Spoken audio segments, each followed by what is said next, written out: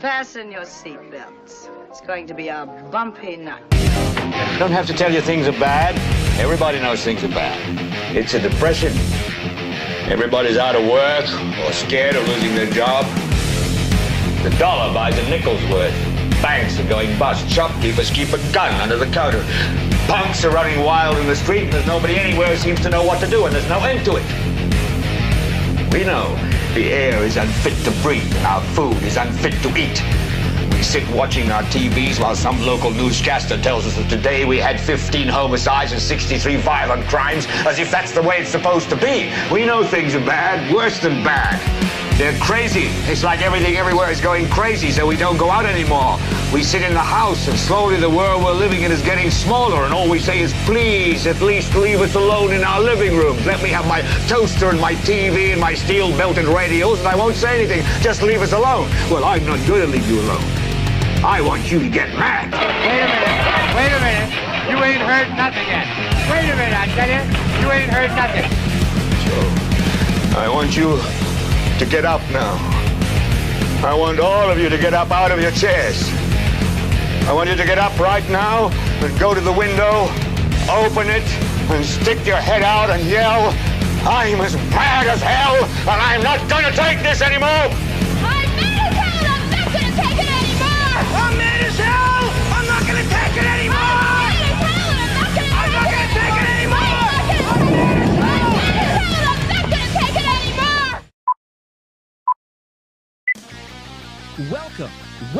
Welcome to another exciting David Pollack show.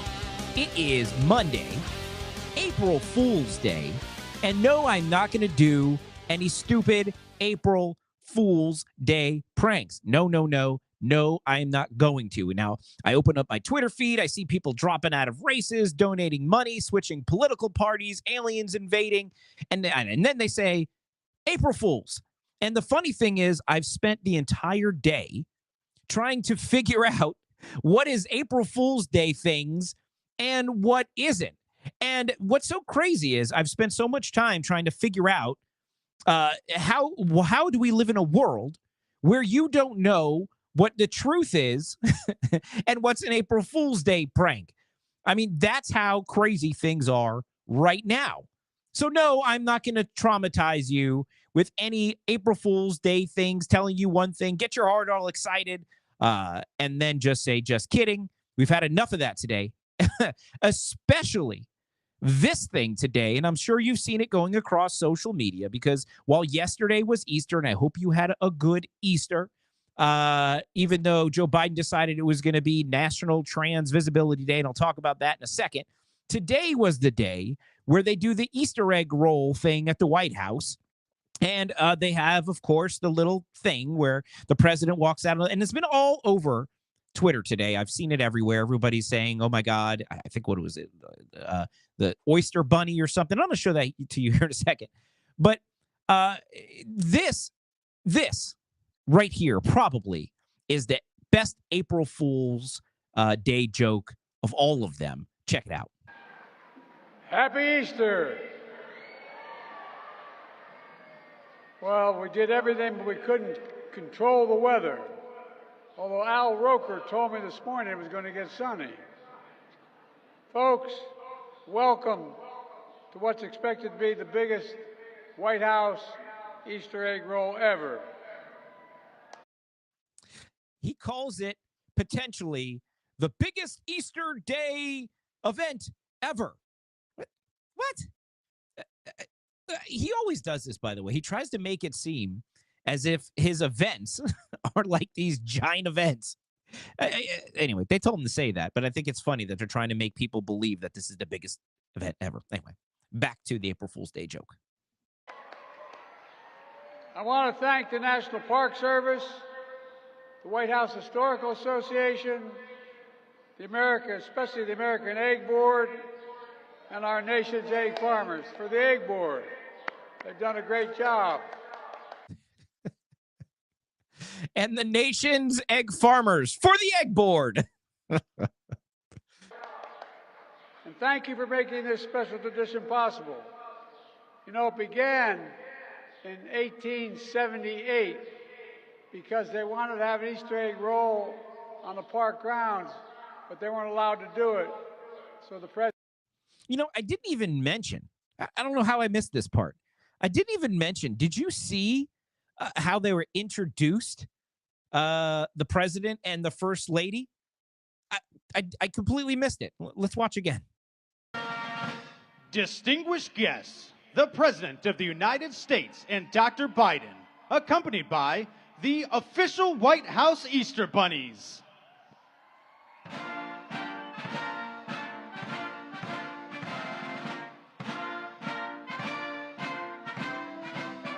They said, distinguished guests, the President of the United States and Dr. Biden. They didn't say the President of the United States, Joe Biden, and First Lady Jill Biden, or even First Lady Dr. Jill Biden. They basically said the President of the United States and Dr. Biden. Is Joe Biden the President of the United States? They didn't say his name.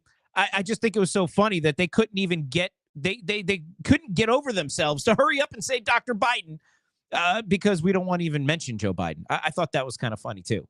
But anyway, jumping back and forward, here's the part that everybody is obsessing about. Check it out. Thank you all so very, very much. Thanks, everybody. And by the way, say hello to Oyster Bunnies. Come on up, bunnies. Get up here so they can see you. Come on, get in there. Pretty big bunny, huh? I'm not even sure what an oyster bunny is. Whatever. Let's call it a stutter. Those are some weird-looking Easter bunnies, by the way. Anyhow, so yeah, there you go. That is your April Fool's joke. Your April Fool's joke is that is the President of the United States. This, I don't know what else to say anymore. When you see him, even when you saw Dr. Biden talking, that is not the same Joe Biden that was even on the campaign trail 4 years ago. That is certainly not the same Joe Biden that was Barack Obama's vice president. And that is absolutely not the same Joe Biden that was in the U.S. Senate. And the fact that they're still just pretending that this guy has any idea what's going on, that's the part, although it's a joke, it's not funny at all.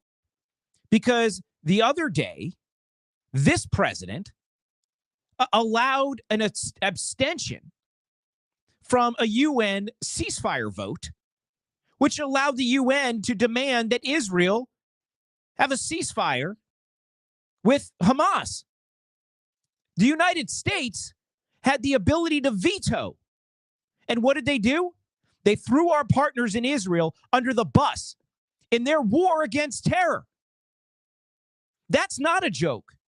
That's not an April Fool's joke. And this man, him and his Oyster Bunnies, he has no idea even what the ramification, he doesn't even know what they're doing. This government is doing whatever it feels like doing. That is the problem. That's why it's not funny. That's why this goes beyond politics. Because what's happening here is a threat to our country. It's a threat to our democracy. It's a threat to our world. It's not a joke anymore. All because of what? Politics? Is it because Democrats want abortion? Is it because they want gun control? Is it because they want rich people to pay their fair shares? Is it because of taxes? Or is it because they are so afraid of Donald J. Trump that they would put the safety and security of this country, of the world, at risk just to keep him out of the White House? And why? Because he's a racist, Zionist, bigot, a homophobe, whatever names they call him. That's not because of that. That's just what names they've given to him because they're so afraid of him. The reason why they're doing it is because what he did in 2016. He stopped their communist revolution that Barack Obama started and Hillary Clinton was supposed to finish. He exposed and threatened to expose the corrupt deep state, our broken intelligence apparatus that spies on American citizens. He highlighted the fake media that has been lying to us forever. Donald Trump threatened their entire uniparty existence. When he told the American people that he wasn't just taking power from one party and giving it to the next, but taking it from the government, giving it to you, that was when they knew that it was worth sacrificing everything to stop him.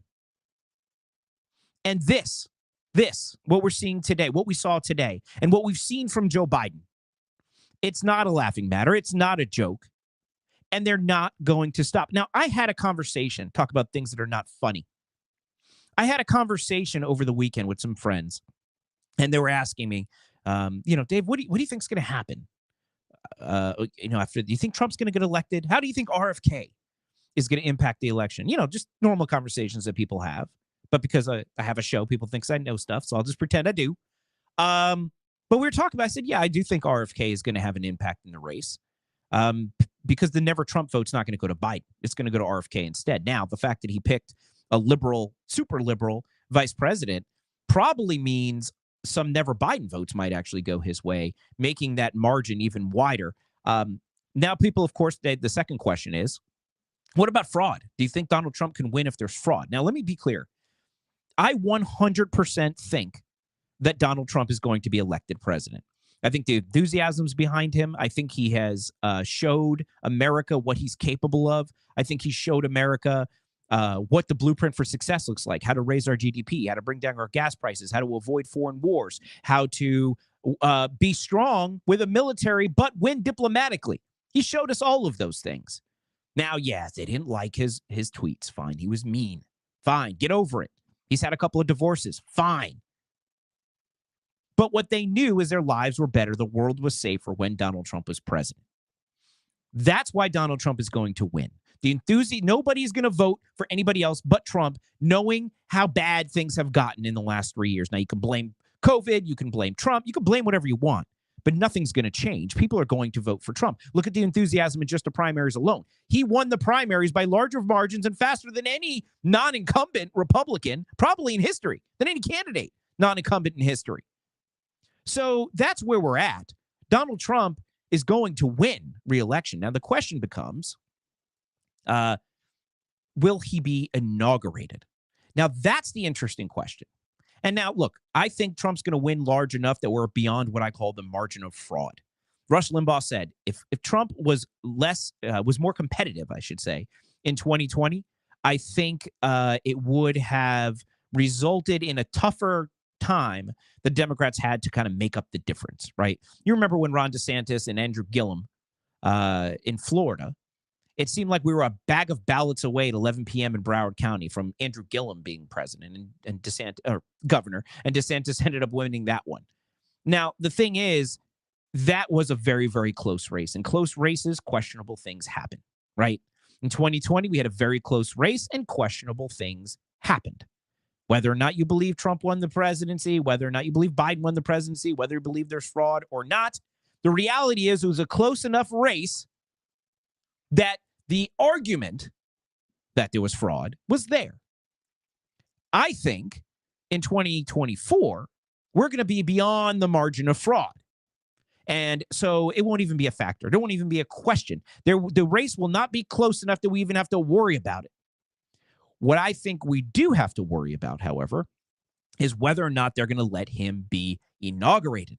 We've already seen them try to stop him through lawfare, indictments, civil lawsuits, trying to bleed him dry through his bank accounts and civil lawsuits. We've seen everything thrown at this man. We've seen states try to take him off the ballot.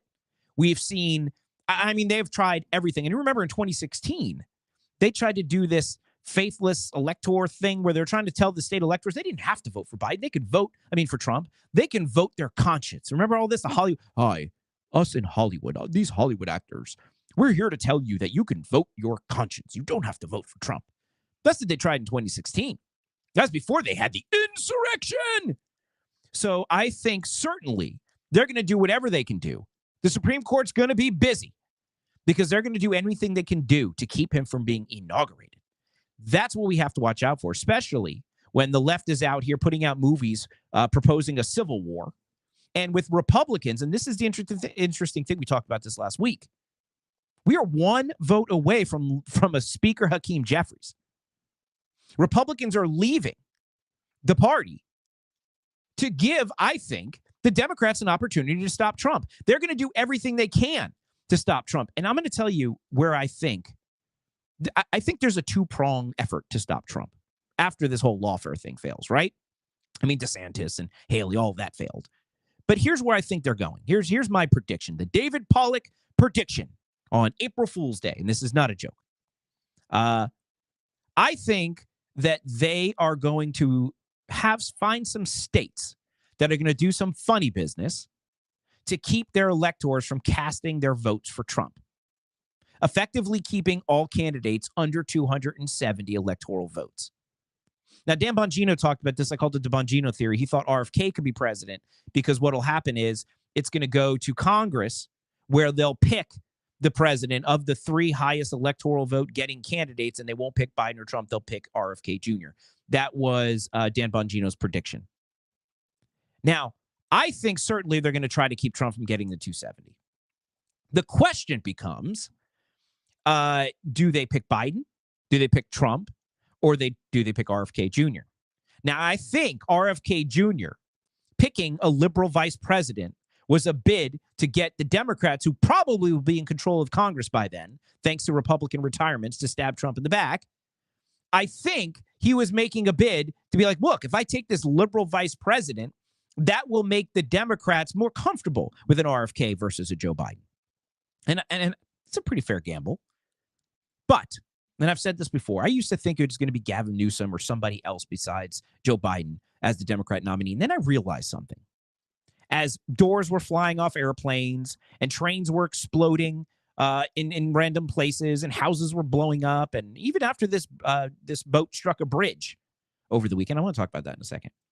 But after all of that, it occurred to me, they don't want Joe Biden to be replaced with anybody else. The Democrats, with Joe Biden as president, can do whatever they want. The three-letter agencies can do whatever they want. We have unelected bureaucrats doing whatever they want. Think about it. If you've worked for the government for 30 years and you know what's best for this country, you've survived this administration, that administration, this administration, that administration. If you've been a perm employee, somebody who's never going to go anywhere, and now you don't have to worry about an elected official telling you what they think is best when you know what's best because you've dedicated your career to government, right? Keeping Joe Biden there, this joke of a president that you saw today with the Oyster Bunnies, that is in the best interest of, quote unquote, the deep state, the unelected people who run this country. It's in the best interest of Russia, best interest of China, best interest of all of our enemies abroad, even our allies. A weak United States is good for everybody else except for the United States. It's America last, which is what they love. So I think if given the opportunity, regardless if President Trump wins the election, I think they'll do whatever they can to make sure those state electors do not let Donald Trump get to 270. And as a result, Congress will now be run by Democrats.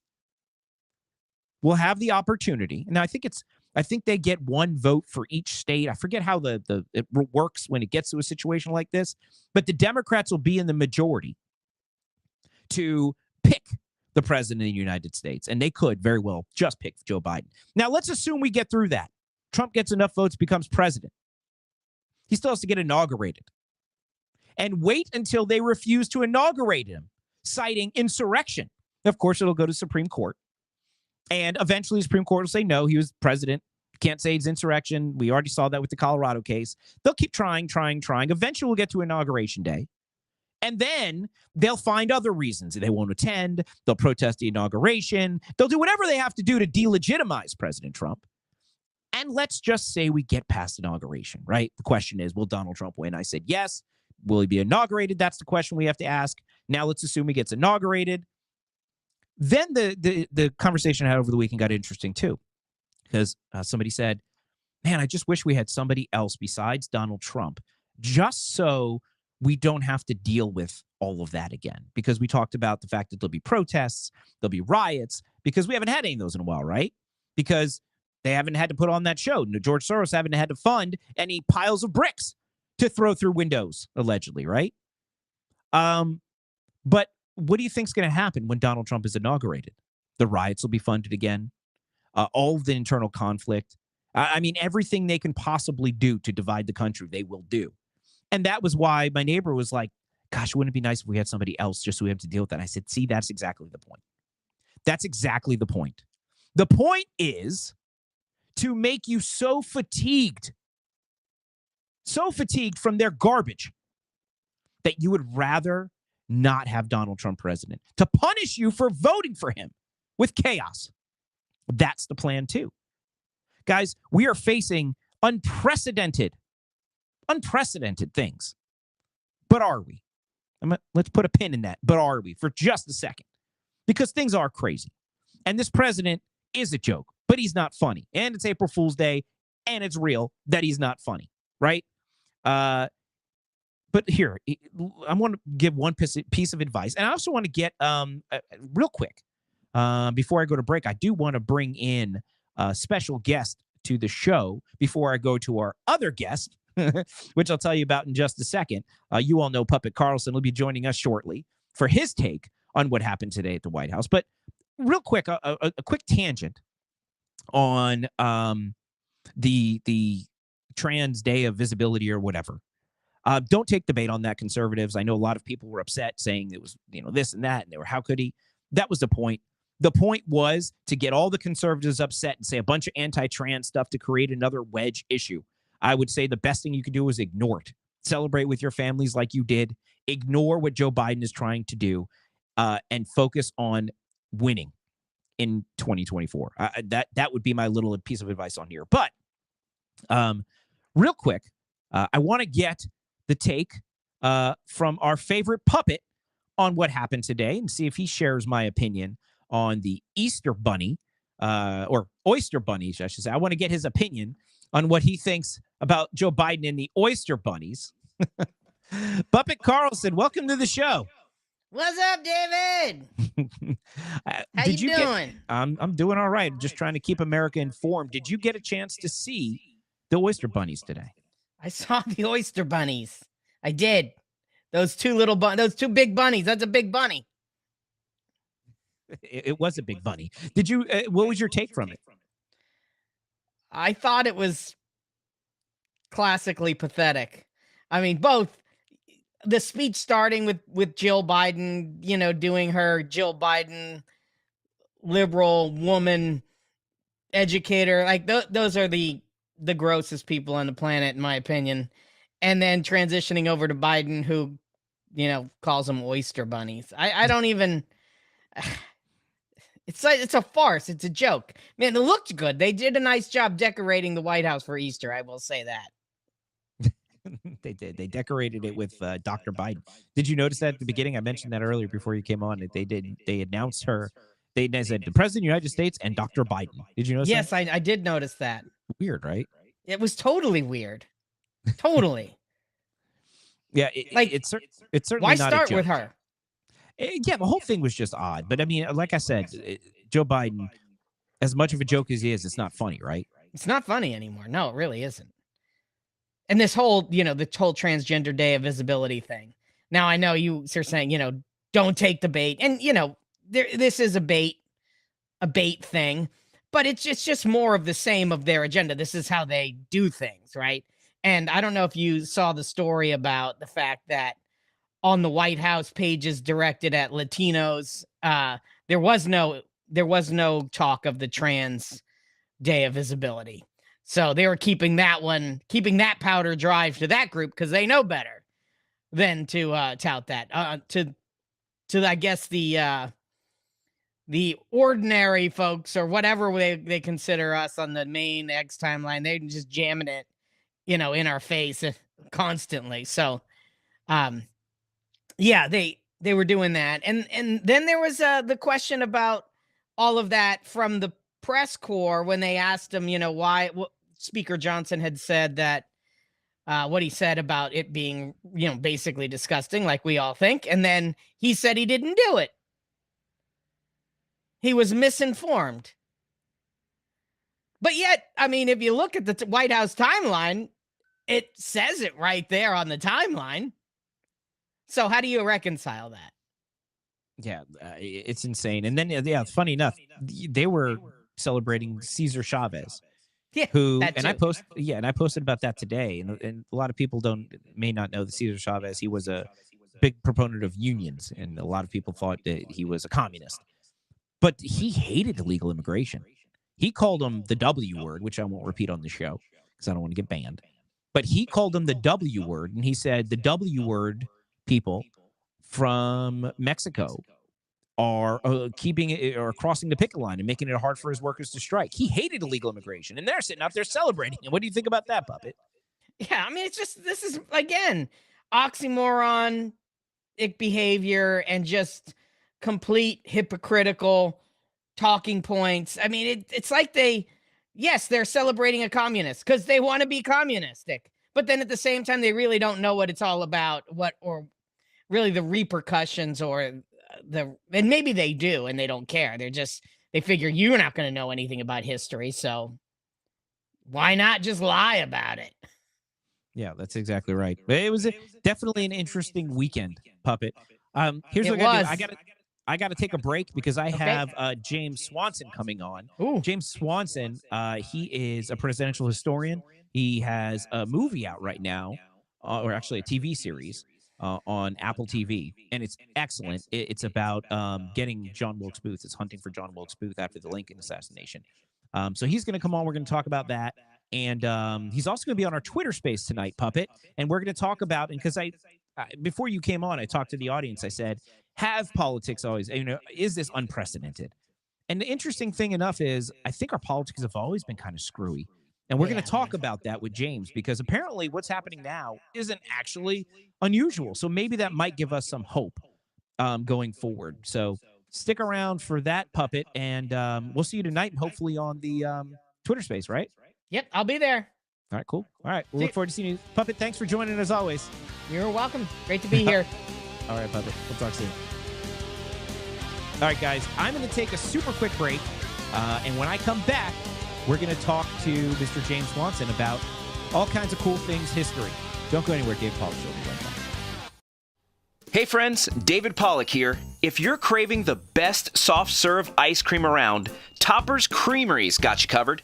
Serving the Apopka community for over a decade, Topper's is known for the finest old-fashioned custard-style soft-serve ice cream in a variety of flavors, from their French vanilla bean to exciting specials like German chocolate cake. But the experience doesn't end there. Be sure to grab a fresh baked waffle cone or a sundae topped with my favorite, the fresh baked brownies. They even offer pup cups for your four-legged friends. So hurry in to Topper's Creamery in Apopka, South 512 Hunt Club Road. Make sure to tell them David sent you.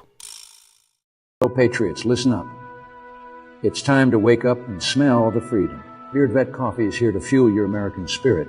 This isn't just coffee. It's a battle cry in a cup, a declaration of love for the land of the free and the home of the brave. Crafted by the hands of those who've walked the walk, talked the talk, and, grown the damn beard. Vet-founded, vet-focused, and beard-operated. This is coffee with a mission, a purpose, and a testament to the unyielding American spirit. It's a tribute to the tireless resolve that courses through the veins of our great nation. This is the taste of victory, the flavor of freedom, the coffee that stands as firm as our belief in America's destiny to lead and never to kneel. Beard Vet Coffee is more than a brand. It's a legacy steeped in the principles that make America great. It's for those who stand with pride under the stars and stripes, who uphold the values that light the torch of liberty for the world to see. So, are you ready to supercharge your day the American way? Beard Vet Coffee is not just a choice. It's a declaration of independence from mediocre mornings. Bold, brave, unbound. Brewed for the American patriot. Beard Vet Coffee. Make your mornings great again. Business owners, are you sick of dealing with those big-name telecommunications companies that leave you frustrated with terrible customer service and then lock you into long-term contracts? That's why I want to introduce you to my friends over at Public Telephone Company. They are an industry-leading VoIP provider offering all-in-one business communication solutions that are completely contract-free with competitive pricing. But perhaps the best part, they're all about supporting their customers with U.S.-based customer service, and they're always willing to go the extra mile. Don't let your phone company drive you mad. Call Public Telephone Company today at 877-314-4080 or visit them at publictelephonecompany.com. That's publictelephonecompany.com. With today's economic environment, it's never been more important to secure your hard-earned wealth for you and your family's future. FinSec Life works to offer industry-leading customer service to help successful individuals and businesses protect their wealth. Whether it's a business succession plan, estate liquidity, or a variety of life and long-term care policies, FinSec Life can help deliver peace of mind, knowing that if something happens, you or your company is taken care of. Visit finseclife.com. That's FINSEC life.com. Securities offered through Valmark Security Inc., member FINRA and SIPC. Investment advisory services offered through Valmark Advisors Inc., an SEC-registered investment advisor. FinSec Life is a separate entity from Valmark Securities Inc. and Valmark Advisors Inc. Mr. President, there's news. He has surrendered. He has accepted our terms fully.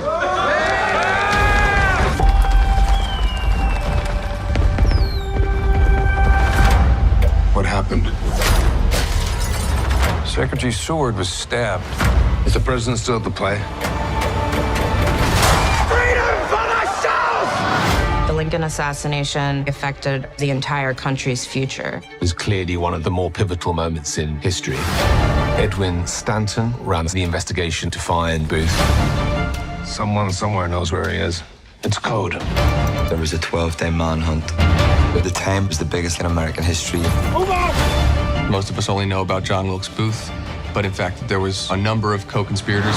It was a multi-level diabolical plan to assassinate Lincoln. Everyone had their own motivations. Booth is being protected by the Confederate Secret Service. Did they have a hand in planning it? I have a source inside the Confederacy. It's something you need to know about Booth. Mary was essential in testifying against Booth because she saw the big question mark that everybody was trying to figure out. Do you know who I am? The story of the assassination is a cat-and-mouse thriller that is epic in scale. This is history at 100 miles an hour. There's some that you're not saying. Stanton with Lincoln had a common cause in trying to change their country. It is the country's need. You must see us through the final act. We are really trying to bring the thriller nature of that extraordinary few days to find John Wilkes Booth. I will not surrender. May God be my judge.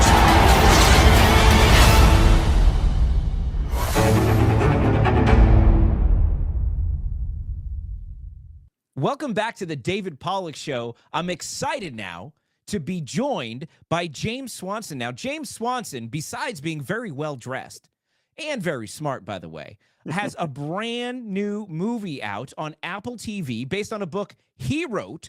It's called Manhunt, and it's based on the 12-day chase to catch Lincoln's killer. Really exciting stuff. We're going to talk about that. He's also just has a brand new book out about 10 days ago called The Deerfield Massacre, and we'll talk about that as well. Welcome to the show, James. Thank you so much for joining.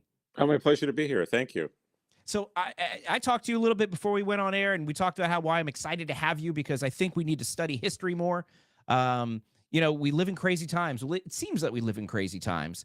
And so looking back on our history, not only do we learn from it, but we can also kind of get some comfort in the fact that things have always been kind of crazy. And I'm looking forward to talking to you about that. And historians, I think, listen, everybody wants a friend like this. Somebody you could sit around with, have a conversation, talk, and learn something, because we all just repeat stuff we hear from the present. How cool is it to get to talk to people who know stuff from the past, right? So, but I wanted to, before we get into that, I want to talk about your newest movie, Manhunt, based on the book you wrote. Tell us a little bit about that. Yes. Yeah, it's based on my book, Manhunt, The 12-Day Chase for Lincoln's Killer. It's about the end of the Civil War, the assassination of Abraham Lincoln, and the investigation of the crime, and the nationwide manhunt for John Wilkes Booth and his fellow conspirators. And we have a great cast. Tobias Menzies from Outlander and The Crown plays Secretary of War Edwin Stanton, one of the great unsung heroes of American history. Hamish Linklater plays a wonderful Abraham Lincoln, and Lily Taylor is Mary Lincoln, and Patton Oswalt is one of the detectives hunting for Abraham Lincoln, and Anthony Boyle does a wonderful job playing a crazed and erratic and driven John Wilkes Booth. So it's a fun show. I was there for a lot of the filming in Savannah, and I think people are really going to enjoy it. It's a great TV series. And now let's talk about the book and the movie and the characters you mentioned. Now, John Wilkes Booth is a very interesting character in American history. And here's a guy who was an actor.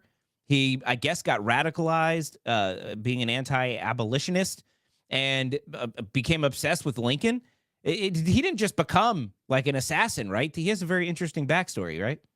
Well, John Wilkes Booth was from a family of actors. His father, Junius Brutus Booth, was a crazed British star known as the Mad Tragedian, and unstable, unbalanced, but a passionate, great actor. His brother, Edwin Booth, was the more cerebral of the Booth brothers, and he was more popular in the North than John was. John Wilkes Booth was an emotional, gymnastic, athletic actor, a great fencer, sword fighter, used daggers. He could make fantastic leaps. He was very skilled physically, and that's who John Wilkes Booth was. And he became interested in politics at the time of the Civil War. He attended the hanging of John Brown, the abolitionist killer. It was John Brown's raid. Booth met him in his prison cell, and he called him one of the great figures of the age. He was impressed by John Brown because John Brown changed history. Booth himself wanted to change history. As a boy, he wrote to his sister and said, "Fame, I must have fame." And that motivated Booth throughout his life. In time, because he was raised in Maryland, he was racist, anti-black, pro-slavery, and he came to hate Abraham Lincoln because he feared that Abraham Lincoln was a great tyrant who usurped democracy in America. And after Lincoln's reelection in 1864, Booth hatched a harebrained scheme to kidnap Abraham Lincoln on a remote road and hold him hostage for the Confederacy, to get prisoners released from prisoner of war camps, or maybe even to change the outcome of the war. So Booth's obsession became to take down Lincoln after he was reelected in 1864. And later, ultimately, when that failed, he went on a road to capture Booth. Booth went on a road to capture Lincoln, and Lincoln didn't show up, and his kidnapping plot evaporated. But then, on April 14th, 1865, Good Friday, Lee had surrendered at Appomattox. The war wasn't over yet, though. Confederate armies were still in the field. Booth happened to go by Ford's Theater, and the staff said, "Oh, Lincoln's coming tonight." That triggered a ticking clock in Booth's mind. Some of his conspirators were still in town. They had the revolvers and knives he had purchased for them for the kidnapping plot. He had a few horses, and he knew Ford's Theater well. He knew it like the back of his hand. He knew where to enter the theater, how to go through a trap door under the stage where no one could see him coming into the theater. And it was like John Wilkes Booth's home away from home. Lincoln was coming to him. He didn't have to track Lincoln down. He didn't have to hunt him down at the White House or in the streets of Washington. Lincoln was coming to one of his home bases. And he rounded up his gang. He had a meeting with them about 8 o'clock at night before the play began, and he told them, "Tonight we strike. I will kill Lincoln. You will kill Secretary of State William Seward. You'll stab him to death at his house, and you will murder Vice President Andrew Johnson at his hotel room." Vice presidents didn't have official residences then. Andrew Johnson just was living at the Kirkwood House Hotel. And so Booth's conspirators were deployed that night to wreak this mayhem. And that's the basis of the story. And what happened to the other two co-conspirators? What did they complete their objectives? They tried. Lewis Powell was an ex-Confederate soldier, captured at Gettysburg. He fought in a Florida regiment at Gettysburg. And his guide was David Harold, a young fellow who was a pharmacist aide who worked near the Navy Yard. Powell didn't know the city well. So David Harold's mission was to take Powell to Secretary of State Seward's house, where Seward was bedridden because of a carriage accident. He was helpless in his bed. And Harold guided Powell to his front door, carrying a package that looked like it was medicine from a pharmacy wrapped in twine. The guise was to knock on the door and say, "I have medicine from the doctor for the Secretary of State." Well, at first they wouldn't let him in. And Powell walked through the front door, and then he started to ascend the stairs, although a servant tried to stop him. When he got to the top of the stairs, Powell encountered one of Seward's sons and said, "I'll take that medicine to my father." And Powell said, "No, I must give it to him personally." The son foolishly thought this is just a thick-witted man who took his instructions literally from the doctor. And then Powell said, "Okay, I'll leave." He turns around, starts descending the stairs, and then he whirls around and pulls out a pistol and aims it at the face of Seward's son. He pulls the trigger, click, misfire, The pistol didn't work. He clubbed the young son almost to death with the pistol, gave him a concussion and fracture of his skull. And then he knew where Seward was, because Seward's daughter opened the door and said, "Fred," to her brother, "what's going on?" That told Powell, the Secretary of State, helpless in bed, is in that room. He burst into the room, pushed back the young teenage girl who screamed, "Don't kill him!" Then he pushed aside a male nurse who was taking care of Seward, punched him to the ground, stabbed him, and then he leaped on the bed and cut Seward wide open in the face. He was gutted like a gilled fish, blood spurting everywhere. He almost killed him, but Seward rolled to the floor, escaped the attack, and Powell ran out yelling, "I'm mad, I'm mad." And then Powell pushed Seward out of the way and thought he was dead. And then Seward said to his daughter, "Close the house, call the police, summon the doctors."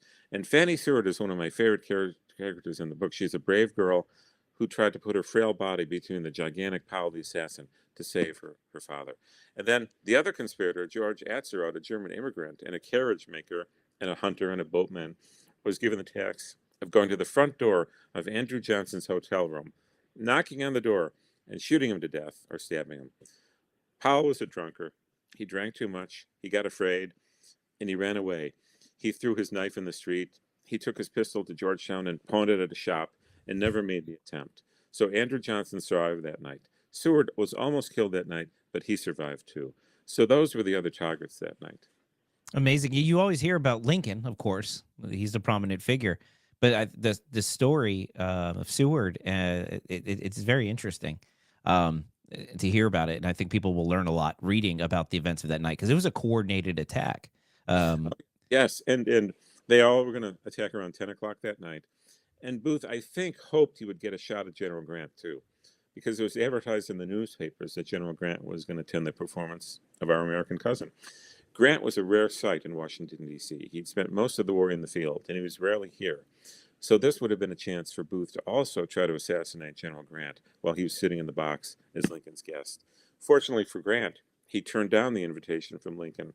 Mrs. Grant didn't like Mary Lincoln. Mary was a most unpopular woman in Washington, and the Grants decided to take a train home to their house in New Jersey and not go with Lincoln to the theater that night.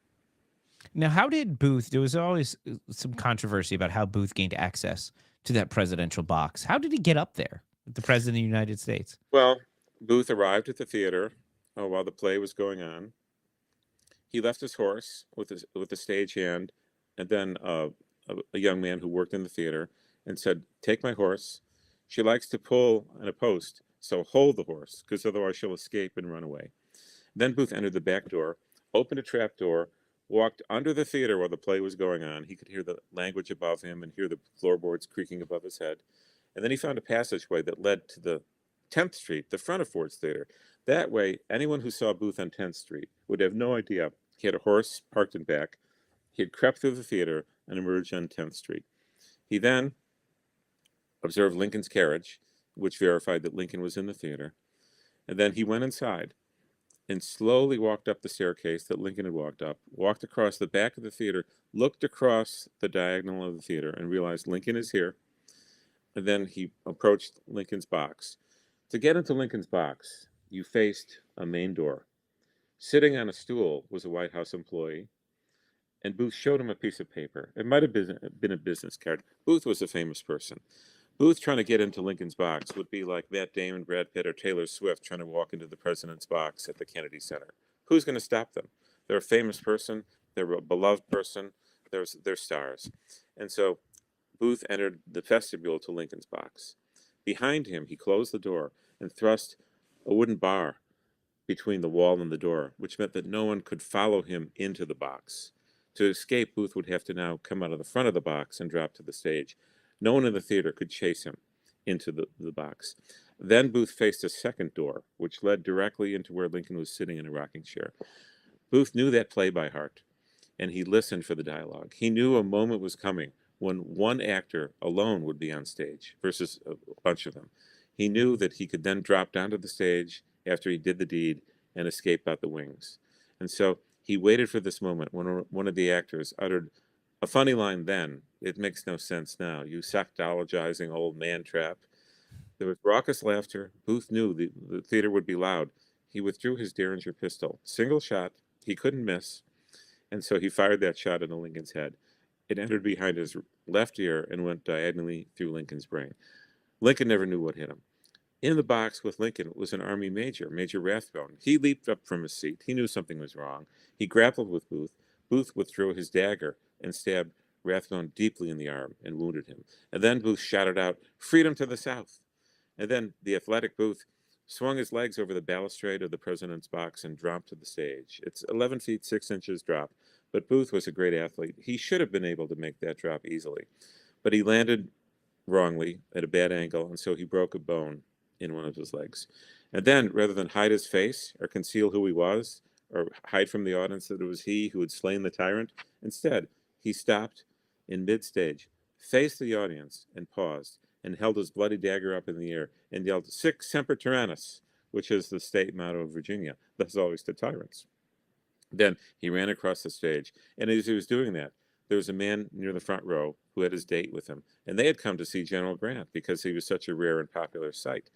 And they heard something that most people in the theater didn't hear. They heard Booth say to himself in exultation, "I have done it." And then he ran out into the wings and got on the horse and rode off into the night. And now so what? Go ahead. Go ahead.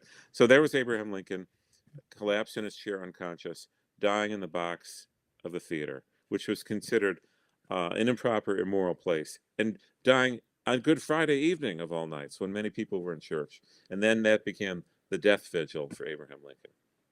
Unbelievable. You tell that story so well. Clearly, I know just by the way you tell the story, I can just imagine how well the movie is done and how the book reads. Now, the 12 days after, because that's the focus of the book, the 12-day chase for Lincoln's killer. What happened in the 12 days after a wounded John Wilkes Booth fled Ford's Theater? Well, Secretary of War Stanton organized a nationwide manhunt. No one knew where Booth had gone because Booth was riding ahead of the news. There were not telegraphs to let the nation know quickly what had happened. The news spread from Ford's Theater as fast as a man could walk, run, or ride a horse. So Booth rode into Maryland. He rode across the Capitol grounds, rode down Pennsylvania Avenue, rode to the 11th Street Bridge, and crossed the bridge into Maryland, where he talked his way past some guards. They didn't know who he was. There was nothing suspicious about a man galloping on a horse through Washington. So then he rendezvoused with David Harold across him. And Harold said, "Well, I think so. There was trouble there. He ran out of the house. I rode away. I left him behind." And then they rode on to Mary Surratt's Country Tavern. Mary Surratt was a woman who lived in Washington. She had a booth, a house where the conspirators had met and planned their strategy. And then the innkeeper at that house knew they were coming. Mary Surratt had told that man by messenger, "Get the shooting irons ready. Parties will call for them tonight." So Booth wouldn't get off his horse because his leg was badly in pain. And David Harold went in, grabbed a Spencer carbine that they had stashed there. They took some sips of whiskey and maybe a rope, and they rode on their way. During that time, Washington was in chaos because no one knew what was happening. Was this a plot of the Confederacy to topple the entire government of the United States, to assassinate Lincoln, Seward, Johnson, Grant, all the members of the cabinet? So Washington was in chaos. It was probably the most dangerous and frightening night in American history. And then Booth made his way south. He made his way into Virginia. He stopped at Dr. Mudd's house and got his leg treated. Mudd was part of the conspiracy to kidnap Lincoln. He didn't know in advance that Booth had planned to kill him, and that was not on his planned route, but Booth diverted to get medical treatment for Dr. Mudd. And then for the next days, Booth spent time with Confederate agents as he traveled south. People were part of the Confederate Underground. They helped Booth. And a key aspect of this was Booth found a man named Thomas Jones, who concealed him in a pine thicket for several days and let the Union troops ride past that location. And Jones said, "When the time is ready, I'll come and get you." And during that time, Booth said, "Oh, please bring me some newspapers." Booth wanted to read his own reviews. He was an actor. He wanted to know what people thought of his performance. So Jones brought him food and newspapers and horse feed. And then when the manhunters passed that location, Jones took them down to the Potomac River, and Booth thought he was rowing across the river. But David Harold rowed the wrong way and ended up back in Maryland, so they had to paddle back to Virginia the next day. They lost some valuable time there. They lost time at Dr. Mudd's house. They lost time on the river. Now they had to get south as fast as they could. Ultimately, 12 days later, they ended up at the Garrett family farmhouse. And they didn't know who Booth was. He pretended he was someone else. And then the Union Patrol captured some returning Confederate soldiers who had met Booth along the way. And these soldiers told the patrol where Booth was, and it was at the Garrett farmhouse. And that's when the cavalry converged, surrounded Booth, and he engaged them all in Shakespearean dialogue. Who are you? Why are you here? We may be friends. And the cavalry patrol said, well, we know who you are. Come out, we want you. And he engaged them in dialogue. Well, I'll come out and fight you one by one. And Booth even said, Captain, I see you're holding a candle and a lantern in front of your face. I could shoot you right now, but I won't. And the officer dropped the candle immediately.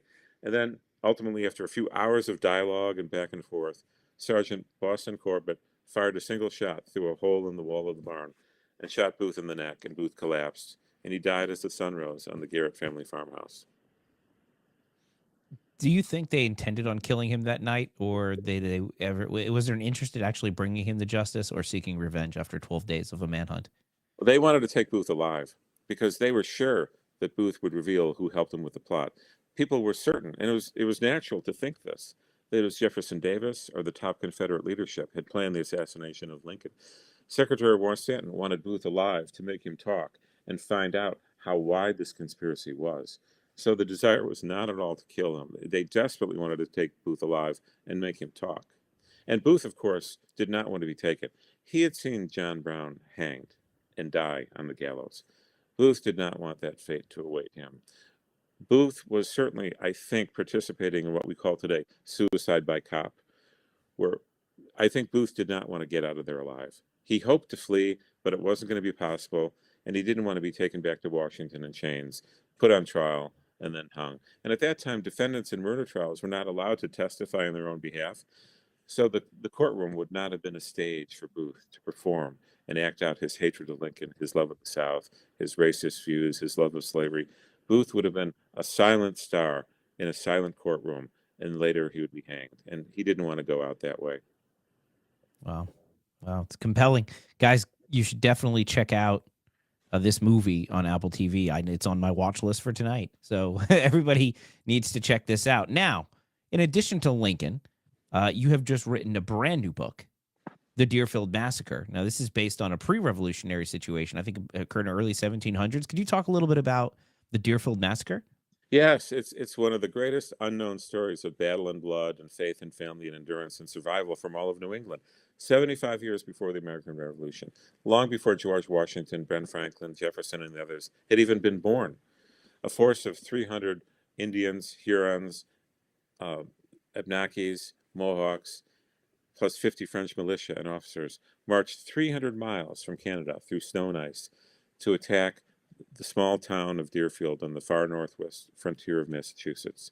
The objective was to kill as many people as possible and to take many hostage back to Canada on a forced march back. And so on leap year, February 29th, 1704, they made it to Deerfield in the middle of the night. A 10-foot high snowdrift piled up against the palisade of their fort, let them ascend that snowdrift and drop into town, and then began the raid and the attack. They burned down the town. They killed people in the streets, sparing no one, killing women, children. They killed the two children of the leader of the town, Reverend John Williams, the Puritan minister, right on his doorstep. They killed their slave woman who took care of the children, Parthena, and then they took 112 people hostage on a forced march back to Canada, killing people all along the way. Of those 112, 20 were murdered along the way, including William's own wife, who fell into a river that day, freezing river, and she couldn't move anymore. She had given birth 6 weeks earlier, and she was slain by tomahawk blow, as were many along the way. Women, little children, pregnant women, women who just given birth, young boys were slaughtered along the way to Canada. And then the survivors were kept in some cases, a captivity of 1,000 days, living with the Indians or living with the French authorities. And that's how the story began. And ultimately, Reverend Williams went down as a great hero in New England because not only did he have to worry about himself and his family, he protected his flock of parishioners. He maintained their faith. He encouraged them to live and strive to survive all this. and he went down as one of the greatest heroes of New England. And he lived for another 25 years. And how did you come to write about the Deerfield Massacre? Well, in college, I had what was called a Historic Deerfield Fellowship in Early American History. Deerfield is a museum town with great collections and great history and great houses. And so we were there to study American material culture, artifacts, silver, textiles, ceramics, weaponry, and also Native American and Indian history. And so I spent a summer doing that. And I lived in a house from before the Revolution that's just up the street from where the massacre unfolded. And that really created my fascination. The graveyard where Reverend Williams and his wife are buried was just a stone's throw from the house I was living in. So it's been a long time fascination of mine. It really fits into what I write about. People have teased me that I seem to write about blood and killing and death. Yes and no. My books cover these things because I've written about the assassination of Lincoln, John Kennedy, Martin Luther King. But my books are really about moments of overnight change in American history, when everything changes overnight. That's really my fascination, not so much the blood and death, although my books contain the realism of that. And they're adventure thrillers, but they're about something else too, how America changes during these times of tumult. And let's talk about that a little, because that's something that and we mentioned before we went on air.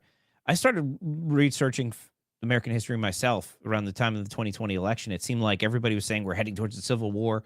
It seemed like the country was just coming apart at the seams. And I said, man, I just have to start studying history and see what's happened in the past. Are we heading towards the Civil War? What were the catalysts of the Civil War? I just got very nerdy with trying to figure out our history. And I went from basically pre-Revolutionary War to I got to just about Reconstruction. And then I was like, okay, I know enough. But you talk about the massacre in Deerfield before the Revolution. You talk about a time just after a Civil War where the President of the United States, Secretary of State, Vice President, were targeted for assassination and almost completed all three. We live in crazy times right now. I mean, everybody's watching the TV, feeling like the world is falling apart, feeling like the country is falling apart. You see what's going on in the courts or in Washington. And it's just, I think a lot of people feel very uncomfortable about where we are as a country. But you're a historian. You have the ability to look back at our founding all the way through now. Are we really living in times that are that different than what America has always sort of offered? Or is this sort of par for the course for American politics? It's not par for the course, only in this sense. Look what we went through fighting and winning the American Revolution, through the Civil War, through the end of slavery, through Reconstruction, through World War I, when we had the Palmer raids and the arrest and punishment and imprisonment of people just for opposing the war, for being pacifists. People were rounded up because they came from Russia or socialist countries. They were deported back to their countries. Eugene Debs ran for the presidency of the United States, and he got over 1 million votes when he was in prison. We had early J. Edgar Hoover, the Palmer raids in World War I. Then in the 1920s, we had the bonus armies rioting in Washington to get their benefits from World War I. Look at the 1930s, the Great Depression, the gangster era of the 1930s, all we suffered during the Depression. The Second World War, 500,000 American dead. The atomic bomb, the Kennedy assassination, the 1950s, the Cold War, Senator McCarthy, all the rest, the civil rights era, the riots, the protests, Vietnam War. America has gone through many tumultuous times. And I think anyone who says today we're going through worse times than ever hasn't studied our history enough. If you look at American history, we're not at the edge of a civil war. The country's not about to fall apart. People have said that for several hundred years of American history. We're living through an exciting time, to some a frightening time, but we're not living it through the end of days of America. I don't think that at all, compared to the history we've survived already. Wow. Yeah, it is interesting to put that in a perspective. You have the presumptive Republican nominee and President Trump facing charges, and there was some breaking news throughout the week about those various cases. But you just mentioned a presidential candidate who actually ran for office in jail, right? Yes. And you did. You talk about the atomic, but you actually sound like we didn't start the fire the way you chronicled. You know, the Billy Joel song when he starts going through history. Well, but I mean, yeah.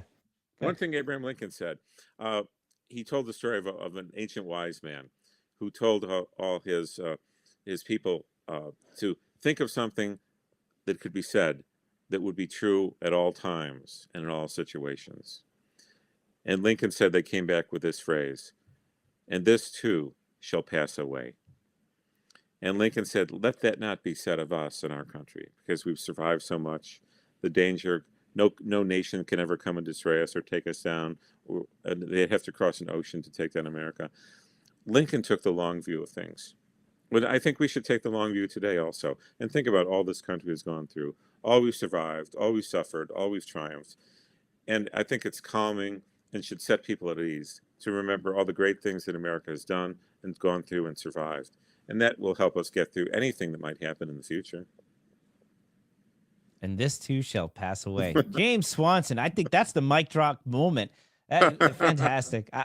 Listen, I encourage everybody to go check out your books, your show on Apple TV. If people wanted to come and find all of your work, come learn more about you and follow everything you're putting out, where can people go to find you? Well, they can find me on Twitter at James L. Swanson, and they can find all my books on Amazon. Fantastic. Guys, I encourage you to go pick them up. James, I look forward to having you back here regularly so we can educate this audience on and give them some peace of mind that this too shall pass. That's fantastic. All right. Well, thank you so much for being on the show. Good luck with the books and the movie and all the fun stuff that goes along with it. The big premieres and red carpets and popcorn, or I don't know what it's like. I've never had a movie, so. Well, thank you so much. Sure. Thank you very much for being on the show. My pleasure. All right, guys, that's all the time I have for today. Interesting day, interesting time to be alive. I will tell you that. But if you want to continue the conversation, head on over to our X Space happening right now. Remember, go to @ThePollock Go check out our X Space. We'll be there with James. Puppet will be there and a couple other folks, and we're just going to be continuing the conversation. Also, don't forget to go to dcpatriot.com to talk about everything news related. We have all the breaking news over there, revolutionary journalism, great writers over there, a lot of independent journalists, real news, not fake news baloney. So go over to the dcpatriot.com and check it out. Also, hey, if you want to get a good night's rest, or if your dogs need a better night rest, don't forget to head over to mypillow.com, use promo code Pollock, and get yourself some big discounts across all brands. Look, I say this all the time. I have my dog beds from MyPillow. They love the dog beds. Inside, it's literally a giant MyPillow. Sometimes dogs have accidents. You can wash the inside, wash the outside. These pillows, these dog beds last forever. And you get a great discount if you use promo code Pollock. So make sure you go and check that out. And if you're going to my great sponsor, Beard Vet, don't forget to use promo code David. Save yourself 10%, because who doesn't like to save money in Joe Biden's economy? That's all I got tonight for you guys. We will see you same time, same place next week. Good night.